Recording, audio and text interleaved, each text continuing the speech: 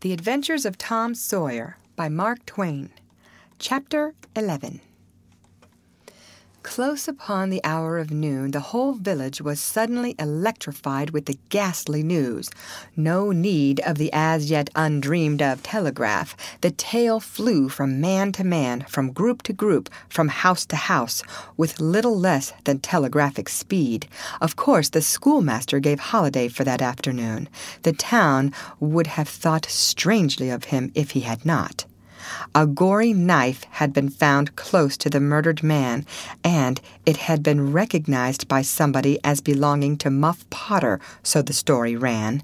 And it was said that a belated citizen had come upon Potter washing himself in the branch about 1 or 2 o'clock in the morning, and that Potter had at once sneaked off suspicious circumstances, especially the washing, which was not a habit with Potter. It was also said that the town had been ransacked for this murderer. The public are not slow in the matter of sifting evidence and arriving at a verdict, but that he could not be found.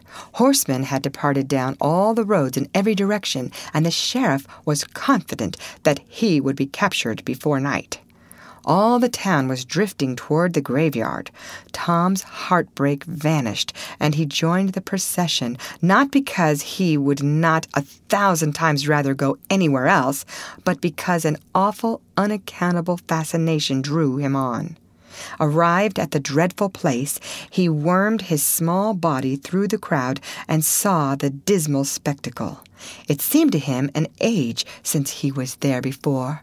Somebody pinched his arm. He turned, and his eyes met Huckleberry's. Then both looked elsewhere at once and wondered if anybody had noticed anything in their mutual glance. But everybody was talking and intent upon the grisly spectacle before them. "Poor fellow! Poor young fellow!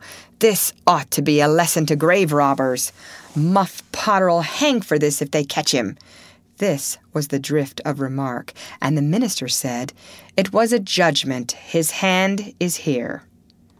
Now Tom shivered from head to heel, for his eye fell upon the stolid face of Injun Joe. At this moment the crowd began to sway and struggle, and voices shouted, "It's him! It's him! He's coming himself!" "Who? Who?" from 20 voices. "Muff Potter!" "Hallo! He's stopped! Look out! He's turning! Don't let him get away!"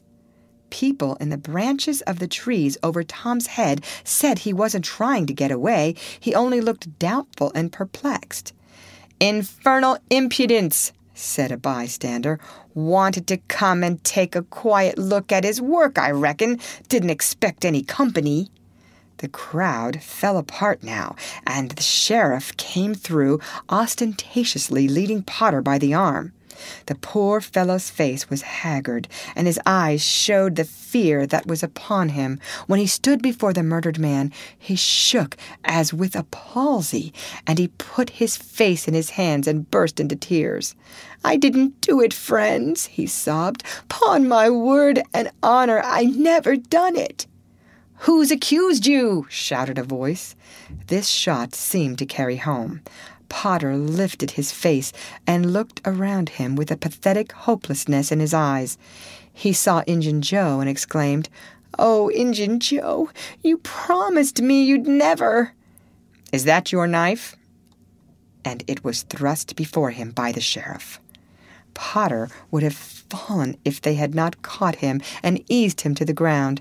Then he said, "Something told me if I didn't come back and get—" He shuddered, then waved his nerveless hand with a vanquished gesture and said, "Tell him, Joe, tell him it ain't any use any more."